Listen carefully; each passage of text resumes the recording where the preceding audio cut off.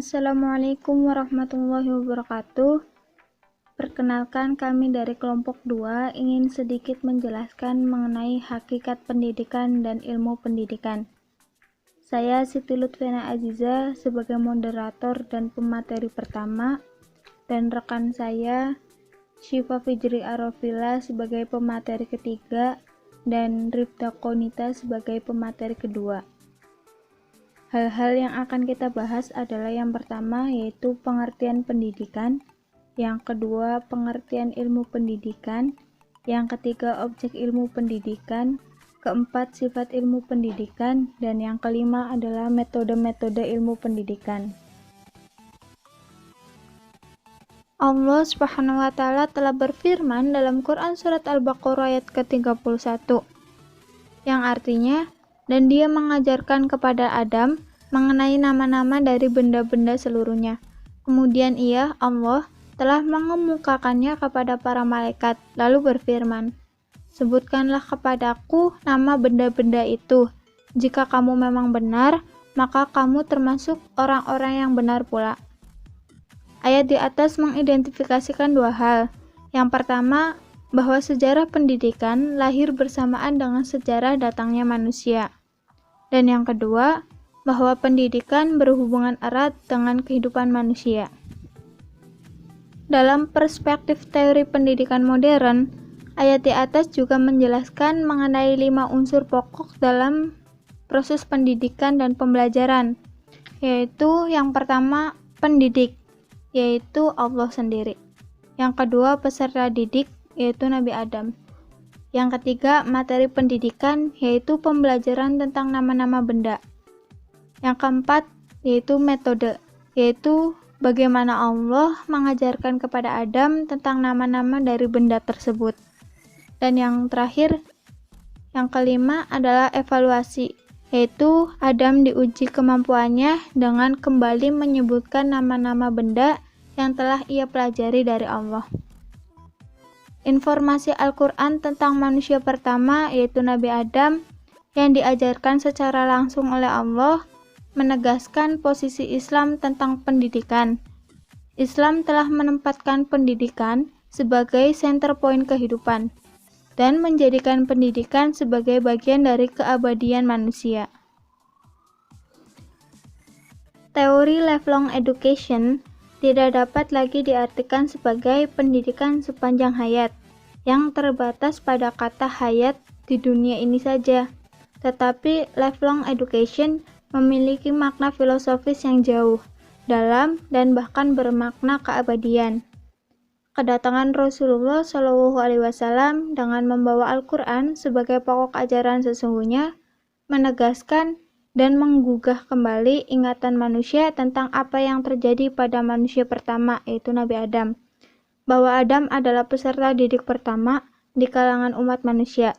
Dalam perspektif historis pendidikan, Rasulullah SAW sebenarnya diberikan amanah untuk mengingatkan kepada umat manusia bahwa sejarah panjang umat manusia tidak dapat dilepaskan dari pendidikan. Itu berarti bahwa sejarah pendidikan itu bersifat hayat sepanjang dengan sejarah manusia.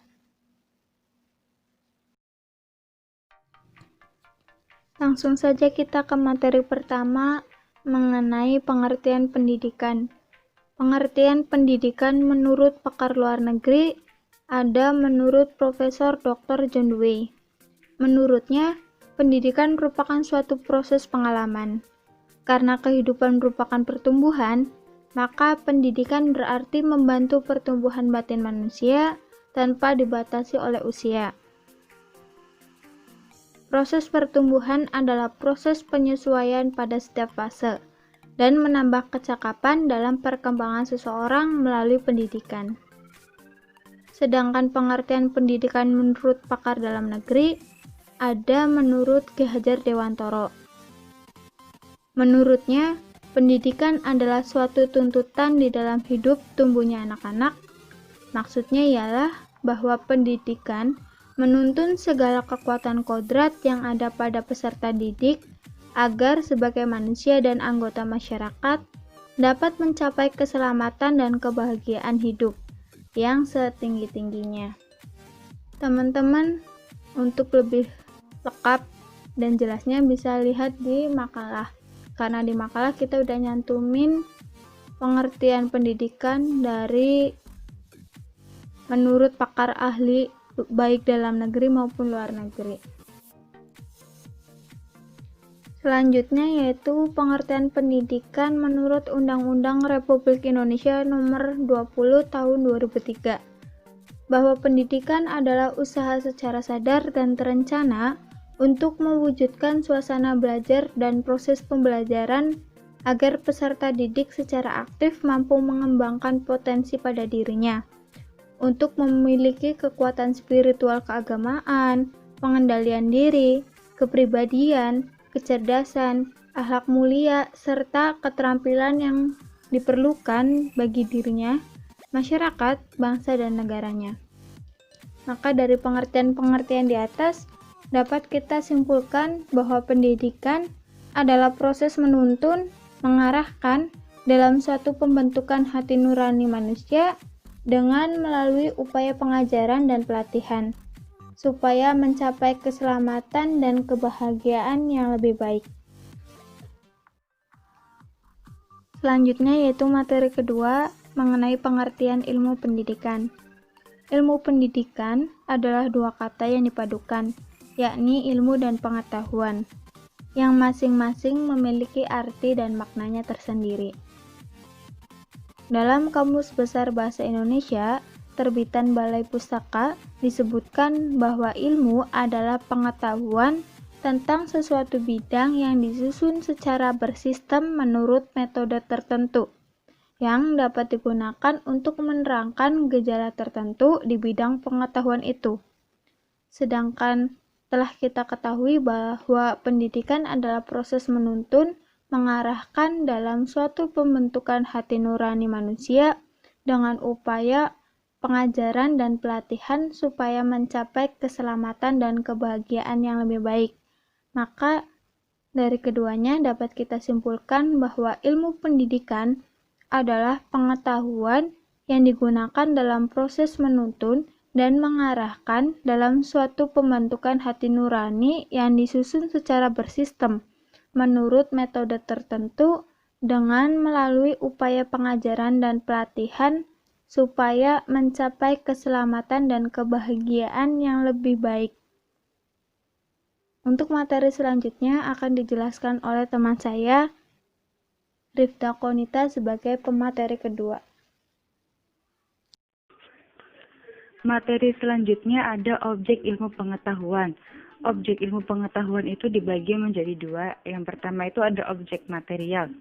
Objek material adalah bahan atau masalah yang menjadi sasaran pembicaraan, penelitian, dan penelaahan dari ilmu pengetahuan. Istilah objek material sering juga disebut pokok persoalan atau subject matter. Pokok persoalan ini dibedakan menjadi dua. Yang pertama itu dimaksudkan sebagai bidang khusus dari penyelidikan faktual, misalnya penyelidikan tentang atom, termasuk bidang fisika, penyelidikan tentang klorofil, termasuk penelitian bidang botani atau biokimia, dan sebagainya. Yang kedua, itu dimaksudkan sebagai suatu kumpulan pertanyaan pokok yang saling berhubungan, misalnya anatomi dan fisiologi, keduanya berkaitan dengan struktur tubuh. Kalau anatomi itu mempelajari strukturnya, sedangkan fisiologi mempelajari fungsinya. Kedua ilmu tersebut dapat dikatakan memiliki pokok persoalan yang sama, namun juga dikatakan berbeda. Perbedaan ini dapat diketahui apabila dikaitkan dengan corak-corak pertanyaan yang diajukan dan aspek-aspek yang diselidiki dari tubuh tersebut. Kalau anatomi mempelajari tubuh dalam aspek yang statis, sedangkan fisiologis dalam aspeknya yang dinamis. Sasaran dari objek material ini adalah peserta didik yang memiliki ciri khas yang perlu dipahami oleh pendidik. Yang pertama itu individu yang mempunyai potensi fisik dan psikis yang khas sehingga merupakan insan yang unik. Yang kedua, individu yang sedang berkembang karena itu individu tersebut membutuhkan bimbingan individual dan perlakuan manusiawi. Yang ketiga ada individu yang mempunyai kemampuan mandiri. Selanjutnya ada objek formal. Objek formal adalah bidang yang menjadi keseluruhan ruang lingkup garapan riset pendidikan. Objek formal juga berarti sudut tinjauan dari penelitian atau pembicaraan yang dilakukan oleh seseorang terhadap suatu ilmu pengetahuan, atau bisa dikatakan dengan sudut pandang dari mana objek material itu disorot. Misalnya, objek materialnya adalah manusia. Kemudian, manusia itu ditinjau dari sudut pandang yang berbeda-beda, sehingga ada beberapa ilmu yang mempelajari manusia. Di antaranya itu ada psikologi, antropologi, sosiologi, dan sebagainya. Selanjutnya, ada sifat ilmu pendidikan. Ilmu pendidikan sebagai suatu ilmu juga memiliki beberapa sifat, di antaranya. Yang pertama itu ada sifat empiris. Ilmu pendidikan bersifat empiris, artinya ilmu pengetahuan tersebut didasarkan pada observasi kenyataan akal sehat, serta hasilnya tidak bersifat spekulatif. Jadi, misalnya itu ilmu pendidikan yang bersifat empiris adalah kalau kita bercerita tentang terjadinya perang, apakah perang itu benar-benar terjadi atau tidak, kita bisa mencari tahu berdasarkan bukti-bukti atau peninggalan yang ditemukannya. Masih adanya saksi yang masih hidup, adanya laporan yang tertulis, adanya tempat yang dijadikan pertempuran dan bukti-bukti lainnya. Dengan demikian, cerita sejarah merupakan cerita yang memang empiris, artinya benar-benar terjadi karena berdasarkan bukti yang ditemukan. Kalau cerita tidak berdasarkan bukti, bukan sejarah namanya, tapi dongeng yang bersifat fiktif. Yang kedua, ada ilmu pendidikan bersifat normatif. Ilmu pendidikan sebagai normatif, ilmu pengetahuan normatif berdasarkan atas pemilihan antara yang baik dan buruk untuk menuju kemanusiaan yang baik. Ilmu pendidikan itu selalu berhubungan dengan soal siapakah manusia itu. Pembahasan mengenai siapakah manusia biasanya termasuk bidang filsafat, yaitu filsafat antropologi. Pandangan filsafat tentang manusia sangat besar pengaruhnya terhadap konsep serta praktek-praktek pendidikan. Karena pandangan filsafat itu menentukan nilai-nilai luhur yang dijunjung tinggi oleh seorang pendidik yang melaksanakan pendidikan. Nilai-nilai yang dijunjung tinggi dalam pandangan manusia seorang atau suatu bangsa itulah yang dijadikan norma atau kriteria untuk mendidik. Dan norma ini biasanya tergambar dalam rumus dan tujuan pendidiknya. Dengan demikian, ilmu pendidikan diarahkan kepada perbuatan mendidik yang bertujuan, dan tujuan itu ditentukan oleh yang dijunjung tinggi oleh seseorang. Sedangkan nilai itu sendiri merupakan ukuran yang bersifat normatif. Maka dapat kita tegaskan bahwa ilmu pendidikan adalah ilmu yang bersifat normatif. Yang ketiga ada ilmu pendidikan bersifat historisitas. Ilmu pendidikan bersifat historis karena menguraikan teori sistem sepanjang zaman dan kebudayaan serta makna filosofis yang berpengaruh pada zaman tertentu. Berikut merupakan sedikit contoh historis sebagai ilmu pendidikan, yakni pada masa Rasulullah SAW. Selama di Mekah, pendidikan yang diberikan ialah pendidikan keagamaan dan akhlak serta menganjurkan kepada manusia supaya mempergunakan akal pikirannya, memperhatikan kejadian manusia, hewan, tumbuh-tumbuhan, dan alam semesta sesuai anjuran pendidikan akliyah dan ilmiah. Yang keempat, ilmu pendidikan bersifat teori dan praktis. Pendidikan dilaksanakan berdasarkan teori yang sudah ada untuk mempermudah jalannya pendidikan. Ilmu pendidikan sebagai praktis yaitu praktis karena memberikan pemikiran tentang masalah dan ketentuan pendidikan yang langsung ditunjukkan kepada perbuatan mendidik. Karena pada umumnya, ilmu mendidik tidak hanya mencari pengetahuan deskriptif tentang objek pendidikan, melainkan ingin juga mengetahui bagaimana sebaiknya untuk berfaedah terhadap objek didiknya. Dan yang kelima, ada ilmu pendidikan yang berdimensi rohani atau lahiriah dan batiniah. Ilmu pendidikan bersifat rohaniah karena selalu memandang peserta didik sebagai makhluk yang bersusila dan ingin menjadikannya sebagai makhluk yang beradab. Selain itu juga, situasi pendidikan yang berdasar atas tujuan manusia tidak membiarkan peserta didik kepada keadaan alamnya. Sedangkan ilmu pendidikan yang bersifat batiniah, yakni ilmu pendidikan yang dalam hal ini lebih tertuju pada pemahaman batin atau kondisi jiwa seseorang. Dan materi selanjutnya akan dijelaskan oleh Syifa Fijri Arrofilah. Selanjutnya mengenai metode-metode ilmu pendidikan. Dalam arti kata yang sesungguhnya, kata metode di sini berasal dari bahasa Yunani yaitu metodos, yang artinya yaitu cara atau jalan. Jadi metode adalah suatu ilmu tentang cara atau langkah-langkah yang ditempuh dalam suatu disiplin tertentu untuk mencapai tujuan tertentu. Metode-metode dalam ilmu pendidikan ini diantaranya yang pertama, metode induksi-deduksi. Metode induksi adalah suatu cara atau jalan yang dipakai untuk mendapatkan ilmu pengetahuan ilmiah yang bertitik tolak dari pengamatan atas hal-hal atau masalah yang bersifat khusus. Kemudian, menarik kesimpulan yang bersifat umum. Apabila orang menerapkan cara penalaran ini, berarti orang tersebut bergerak dari bawah ke atas, yang artinya dalam hal ini orang mengawali suatu penalaran dengan memberikan contoh-contoh tentang peristiwa-peristiwa khusus yang sejenis, kemudian menarik kesimpulan yang bersifat umum. Sedangkan metode deduksi kebalikan dari metode induksi, yaitu suatu cara atau jalan yang dipakai untuk mendapatkan pengetahuan ilmiah dengan bertitik tolak dari pengamatan atas hal-hal atau masalah yang bersifat umum, kemudian menarik kesimpulan yang bersifat khusus.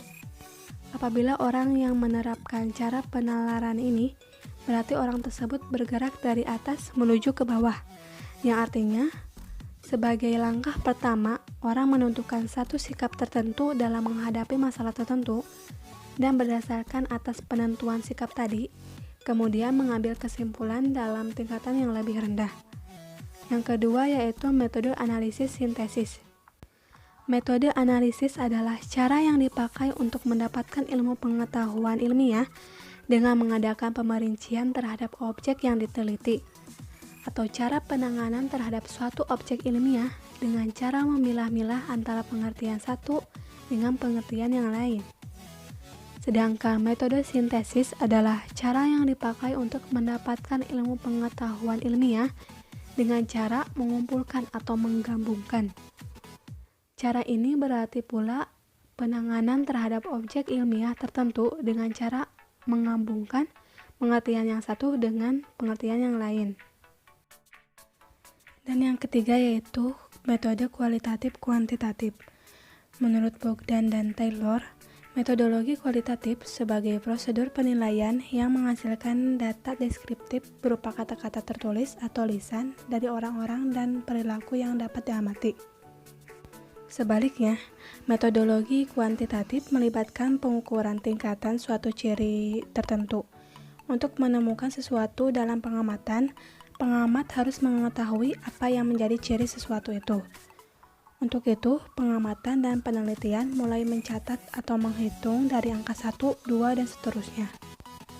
Jadi dengan kata lain, kuantitatif itu melibatkan diri pada perhitungan dan angka atau kuantitas, sedangkan kualitatif menunjukkan pada segi alamiah yang dipertentangkan dengan jumlah. Namun demikian, keduanya itu dapat digunakan dalam membantu meneliti permasalahan kefilsafatan. Jadi dari penjelasan metode-metode tersebut, dapat dipahami bahwa suatu informasi baru bisa dikatakan sebagai sebuah ilmu pengetahuan berdasarkan sifat-sifatnya dan dihasilkan atas suatu proses yang prosedural dan terstruktur. Dengan demikian, ilmu pengetahuan yang ada tersebut dapat dipertanggungjawabkan baik secara individu maupun secara kelompok. Ada 6 metode yang digunakan dalam ilmu pendidikan menurut Sudomo. Yang pertama yaitu metode normatif. Metode normatif ini berkenaan dengan konsep manusia yang diidealkan, yang ingin dicapai oleh pendidikan. Metode ini juga menjawab pertanyaan yang berkenaan dengan masalah nilai baik dan nilai buruk, karena berpegang teguh pada norma yang berlaku. Yang kedua yaitu metode eksplanatori. Kata eksplanatori yaitu menguji suatu teori guna memperkuat. Jadi metode eksplanatori ini bersangkut paut dengan pertanyaan tentang kondisi dan kekuatan apa yang membuat suatu proses pendidikan itu berhasil. Dalam hal ini, ilmu pendidikan mendapatkan bantuan dari berbagai teori tentang pendidikan yang boleh jadi dihasilkan oleh ilmu-ilmu lain. Yang ketiga yaitu metode teknologis. Metode teknologis ini mempunyai fungsi untuk mengungkapkan bagaimana melakukannya dalam menuju keberhasilan pencapaian tujuan-tujuan yang diinginkan. Yang keempat ada metode deskriptif fenomenologis. Metode ini mencoba menguraikan kenyataan-kenyataan pendidikan dan kemudian mengklasifikasikan sehingga ditemukan yang hakiki. Yang kelima ada metode hermeneutis. Kata ini digunakan dalam kata kerja dalam bahasa Yunani yang artinya menafsirkan atau memberi pemahaman. Metode ini berfungsi untuk memahami kenyataan pendidikan yang konkret dan historis untuk menjelaskan makna dan struktur dari kegiatan pendidikan. Yang terakhir yaitu metode analisis kritis atau filosofis. Metode ini menganalisa secara kritis tentang istilah-istilah, pernyataan-pernyataan, konsep-konsep, dan teori-teori yang ada atau digunakan dalam pendidikan. Syarat lain bagi disiplin ilmu pendidikan yaitu memiliki evidensi empiris atau fakta yang ada yang akan dihubungkan untuk membuktikan adanya sesuatu. Ini sesuai dengan sifat ilmu pendidikan yaitu teoritis dan praktis. Demikian presentasi dari kelompok kami. Lebih dan kurangnya mohon dimaafkan. Wabillahi taufiq wal hidayah. Wassalamualaikum warahmatullahi wabarakatuh.